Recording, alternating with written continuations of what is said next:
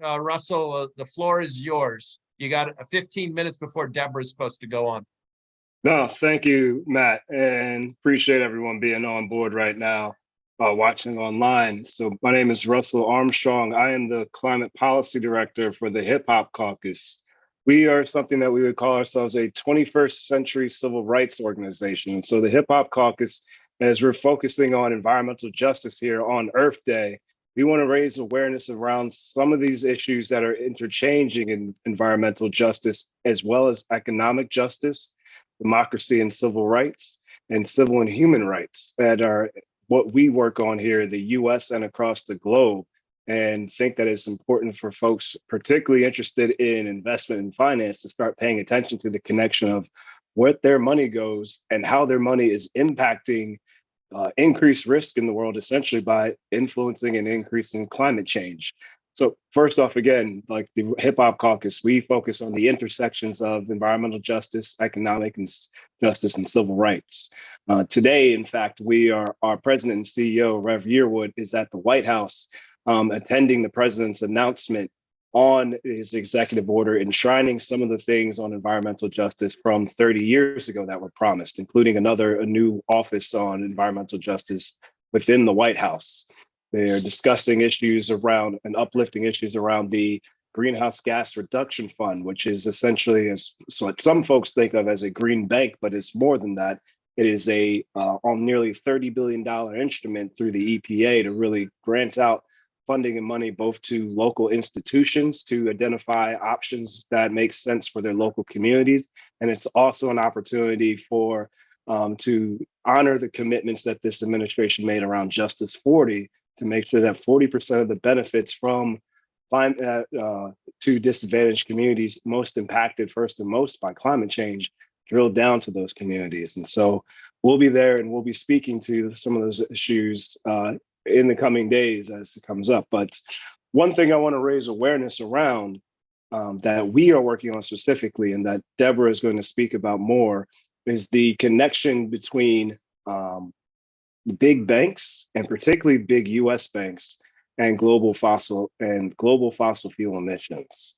So there's a history here in the United States of obviously that coming from the history of slavery, the history of Jim Crow, where communities of color, Black and Brown communities, have historically been both denied access to education and housing, but also denied access to credit and land. And because of that, the places where they worked and tilled upon in the United States ended up becoming the most industrialized places in the country. And that led to the fossil fuel companies. They are not the survivors of that didn't have the ability to access their own land that they had worked.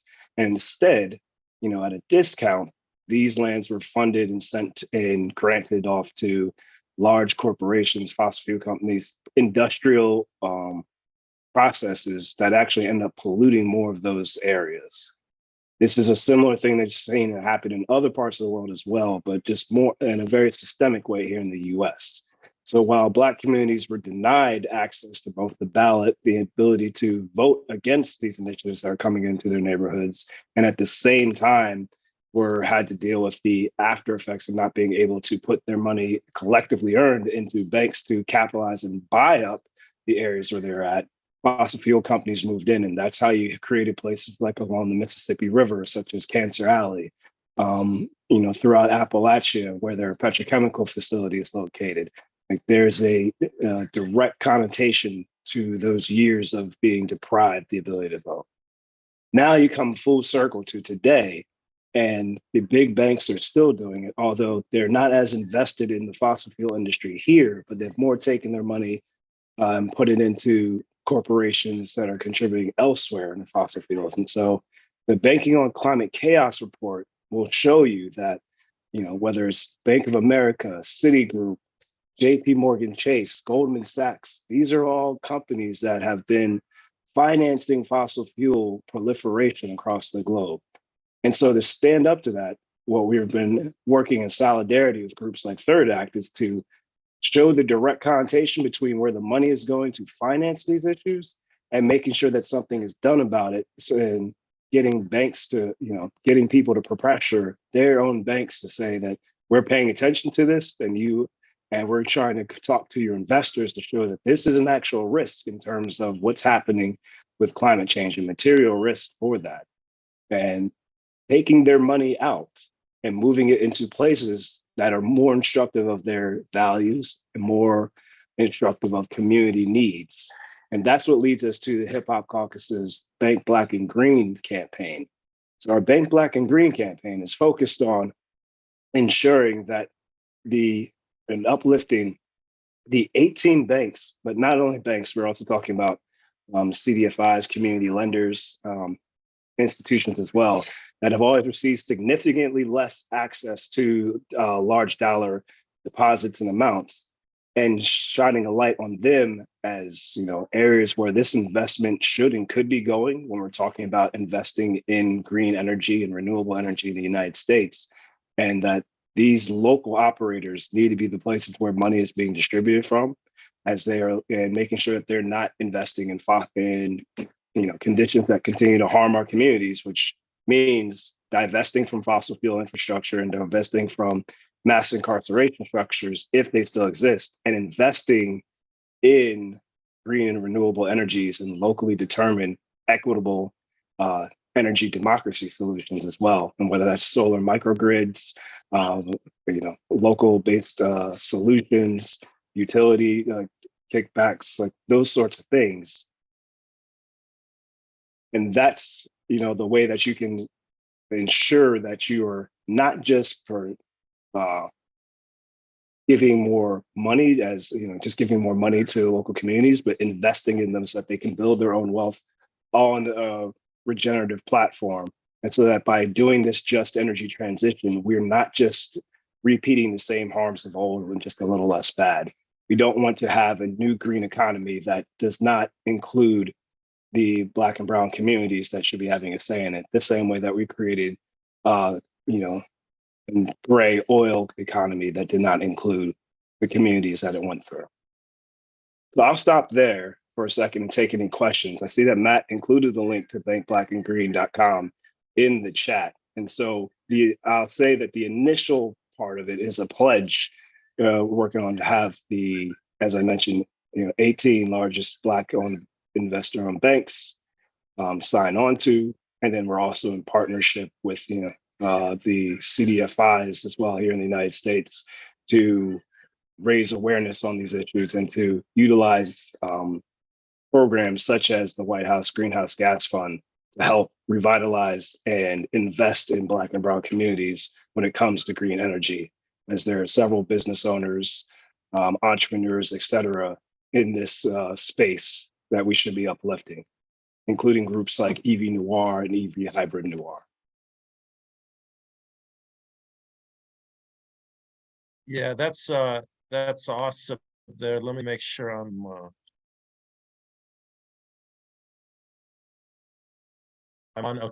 Okay, cool. I was trying to get another page up there. I see it as a planning to fail with the banks when they, I'm not.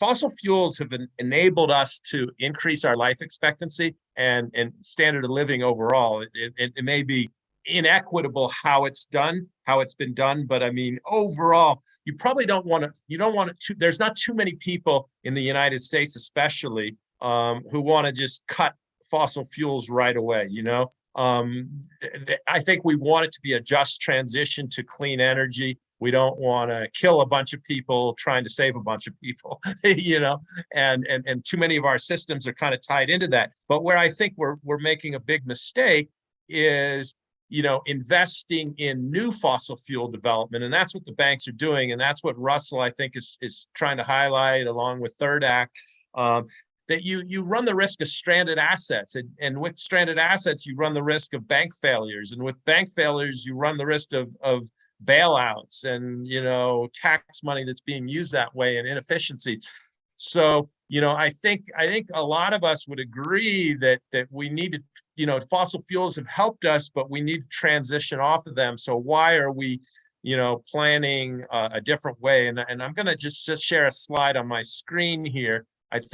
So if you look at this graph here, to stay at 1.5 or 2 degrees, look at the bottom two lines. So the dark line is what we need to do, in terms of tapering off fossil fuels if we want to stay at 1.5 degrees, right? And the green line is staying within 2 degrees. Well, our planned fossil fuel production that we're currently financing and planning to finance is actually at the top two lines. One of them was the production implied by climate pledges, and the other is countries' plans and projections, right? So the plans and projections are above not only the climate pledges, but the climate pledges are well above 1.5 and 2 degrees. So this gap expands, we're here. So we're right in here right now. So we still have a chance to kind of get on the right course, but we really have to make a change to one of these two lines. And even at the 2 degree line, we really face significant risk of significant damage. One of the speakers earlier gave the analogy like, hey, if there was a 1 in 10 chance or a 1 in 20 chance that an airplane was going to crash, would you put your child on it, right? And most people would answer no to that, right? But the climate scientists are saying, hey, if we go 2 degrees, we could really crash and burn. 2 degrees may or may not be safe, and we're not even shooting for that right now. We're really shooting for much more of warming, and so we really need to get on course. And one of the ways it starts with is the banks who are financing this fossil fuel development. We're not asking them to shut down the existing wells. We're just not asking them not to, finance new wells and new drilling and new exploration, because these things take years to come online, So money that's going into that now is going to result in production or stranded assets 5 or 10 years from now. And is that what we really want? So I'll stop sharing and turn it back to you briefly, Russell. And I just want to check to make sure that Deborah's here. If she's not here, then you actually have some more time. But I'm here. I'm here. So I guess, Russell, if you can give us a kind of a quick little wrap up there, and then we'll go into Deborah. And then Deborah, after you're done talking, maybe people can ask questions of both you and Russell. Yeah, so I kind of set you up, Deborah, about talking about the 4 big banks at the end of my go. But just to wrap up real quick about Hip Hop Caucus's work, and you mentioned the stranded assets as we were talking about investing in Black banks, local community banks, et cetera. What I would say is that it's not just about those stranded assets that banks are financing. I would say, like you mentioned, it's about new infrastructure, particularly the type of infrastructure that is involved in the massive export of LNG across the globe here in the Gulf South of the US. We're actively working to stop that because these communities are being propped up by an industry that they don't want, and are, because of their being so over exposed to this industry, which is being financed by groups including the US and banks not in the US.